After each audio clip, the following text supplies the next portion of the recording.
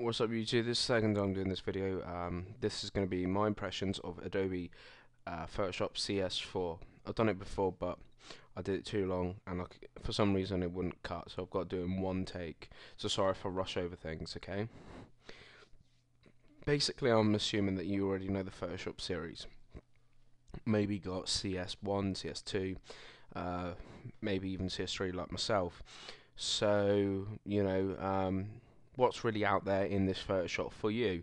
Especially for me, I was on CS3. I thought I'd stay there for a bit because I didn't see no point in upgrading. But I think there is a point, even for one or two little updates. And there's one big thing that will swing your decision. It swung my decision to get it. It sounded very cool, and it is an awesome thing. And I'll show that a bit later. What I'm going to do is the layout.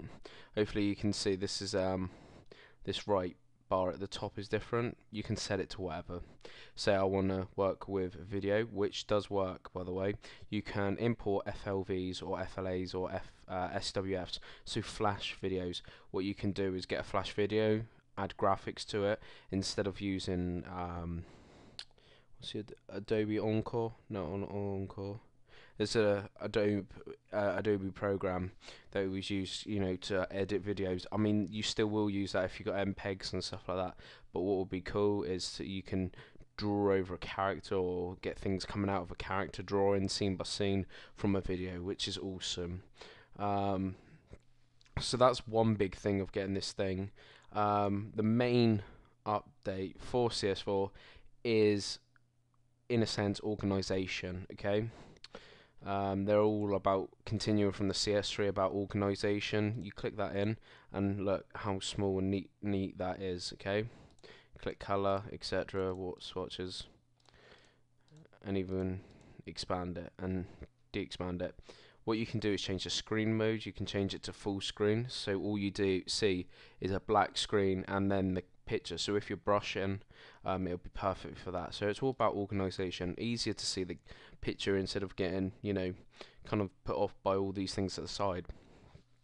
Everything is for your own use to make your experience a little bit nicer. And I think it's great like that. Probably the best organization feature is tabs. As you can see here, I've got two tabs open. It works more like a browser rather than what it used to be. It used to be like there was a little file name here, and you click that and expand it and move it yourself. This time you just simply switch between one and the other and then delete them like a web browser. So it's a lot easier for you to use. So I really like it like that. Obviously, hopefully you can see this analysis even, and 3D. Obviously 3D is a big important thing. You can import 3D objects, but I'll be doing that in a second. Analysis, more about organizations. You can set scales, you can record measurements, you can put data points, you can place markers, you can count, you can use your rulers. As well, if we go into view, you can more things about organization is change aspect ratios. I think you could do that in the others, but now you can do setup, pre-setup. And down here you can change the palettes. You can use one for the Mac if you've got using a Macintosh, or Windows, RGB, or if you're colorblind, so it's easier for you to use a color. So they really market it more for the person to make everything a bit easier for you, and things like that, which is, probably the only real direction they can take from this program. Okay, as well, yeah, 3D and filters, nothing really new apart from vanishing point, which I'm going to quickly show you because I still don't understand it. Obviously a vanishing point, and there you go, you have a 3D vanishing point. So say your house is there, you want to draw, you can use this, put it onto the page and see if you're, see if it's correct. You can draw over it, as you can see, etc. But I haven't really tried it out much, and really it's not something I would use, to be honest. Even if I was doing perspective drawings, I'd rather set out rulers or things like that. Okay, so as you see, two little buttons here. These are 3D, so I'll talk about them in 1 second. What I'm going to do is, one nice little feature is image and auto color, and it makes the colors a little bit nicer, a little bit crisper, and you can do that on auto contrast. So that's quite cool. I'm not sure if they were in the others. Don't think they were. Okay, the main reason, and I mean the super main reason for getting this, is go to Edit and go to Content Aware Scaling. Okay, so if you were aware of the other CSs or the other Photoshops, you would do free transform, and look, the character's really pixelated and really thinned out. Okay, so you know it's kind of ruined the character, but there is a new one called Content Aware Scaling, which I'm going to do, Edit Content Aware Scaling, and what it does, it's witchcraft. This is incredible. Okay, what they did, they bought this feature off a university, paid them big money for it, but it is incredible. As you can see, the character is still the same thickness, same weight. How does it detect that character? I mean, this one is a simplish background, but I've had complicated backgrounds, you know, with trees and things like that in the background, and it still recognises it. What I'll do is now apply it. It will take a few seconds. I've got a powerful PC, so it should be a bit easier for me, but for some computers it might be a bit longer. Okay, so what I'm going to do is perfectly place it, hopefully. I think that's still a bit blurred. That's pretty much 100% on, and as you can see, there is that layer 100%. Turn that off. Look at that. The characters are still the same, but the picture, the canvas is. I still don't know. I'm still amazed by it. You know, I don't know how they've done it.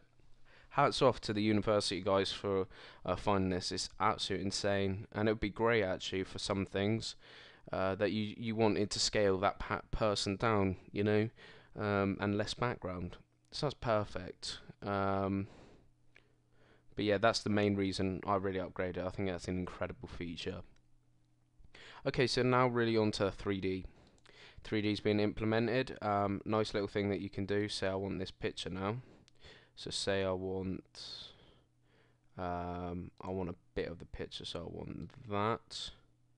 So Control C, take it into this. Okay, as you can see, it's a code can. It's a 3D image. It's a DAE file that I got off the internet. And down here, this one is the rotate. As you can see, rotate, pan, scale, 3D scaling. As you can see, if I go on the right layer, you can scale it, etc.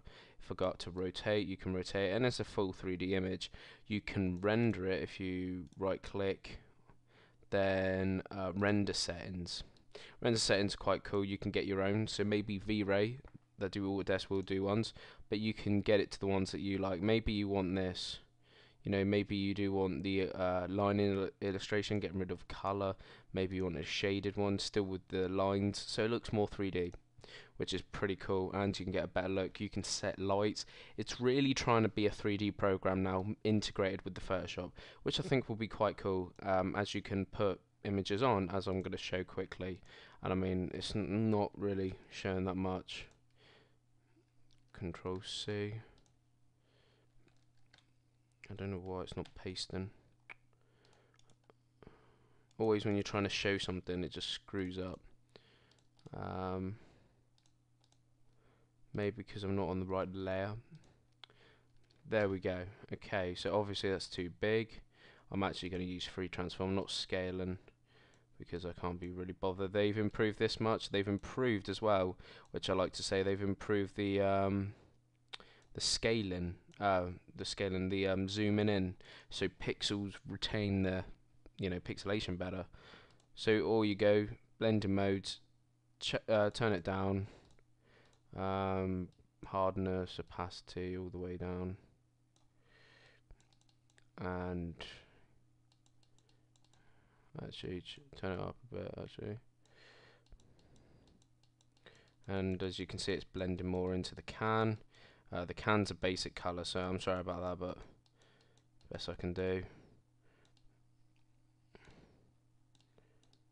As you can see, it blends in, and you can do it better. You can put designs onto your 3D objects.